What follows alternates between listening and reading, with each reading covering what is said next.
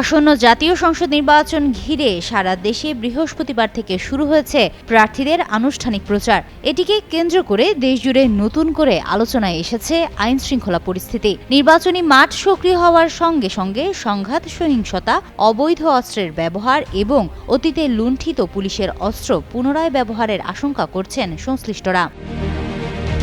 Police জানিয়েছে, নির্বাচন কেন্দ্রিক নিরাপত্তা নিশ্চিত করতে গোয়েন্দা নজরদারি বাড়ানো হয়েছে। ১.৫ লাখের বেশি পুলিশ সদস্যকে প্রশিক্ষণ দেওয়া হয়েছে।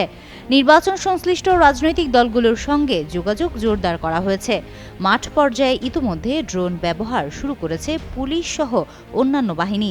নির্বাচনকালীন আইনশৃঙ্খলা পরিস্থিতি স্বাভাবিক রাখতে মাঠ পুলিশকে কড়া নির্দেশনা দিয়েছেন স্বরাষ্ট্র উপদেষ্টা অবসরপ্রাপ্ত lieutenant general Jahangir Alam Chowdhury O IGP doctor Baharul Alam.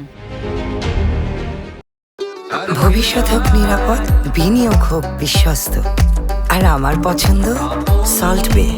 Welcome to salt বে। আনুষ্ঠানিক প্রচারের প্রথম দিন বৃহস্পতিবার পৃথক অভিযানে অস্ত্র ও গুলিসহ দুজনকে গ্রেফতার করেছে আইনশৃঙ্খলা বাহিনী।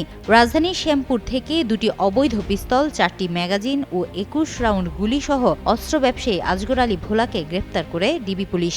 একই দিনে কুমিল্লা থেকে একটি পিস্তল, 10 রাউন্ড গুলি ও অন্যান্য সরঞ্জাম সহ একজনকে গ্রেফতার করা হয়।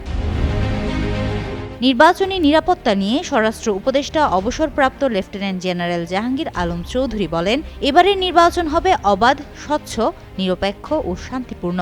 প্রথমবারের মতো body worn camera, CCTV, drone ও ডগ স্কোয়াড ব্যবহার করা হচ্ছে। 2 পর্বে আইনশৃঙ্খলা বাহিনী মোতায়েন করা হবে, যার দ্বিতীয় পর্বে 8 থেকে 14 ফেব্রুয়ারি পর্যন্ত ভোটকেন্দ্রিক দায়িত্ব পালন করা হবে। তবে নিরাপত্তা বিশ্লেষক অবসরপ্রাপ্ত major general doctor Naim Ashfaq Chowdhury মনে করেন, প্রত্যাশা অনুযায়ী প্রস্তুতি না থাকায় তুচ্ছ ঘটনাতেই সংঘাত বাড়ছে। নির্বাচনের আড়ালে ব্যক্তি ও গোষ্ঠী স্বার্থে পরিকল্পিতভাবে পরিস্থিতি অবনতির চেষ্টাও হচ্ছে বলে মন্তব্য করেন তিনি। আইজিপি ডক্টর বাহারুল আলম বলেন, নিরাপত্তায় কোনো ঘাটতি নেই, বিশৃঙ্খলা করলে কাউকেই ছাড় দেওয়া হবে না। অবৈধ অস্ত্র উদ্ধার অভিযান আরও জোরদার করা হয়েছে। হিমাতুল জান্নাত, যুগান্তর নিউজ।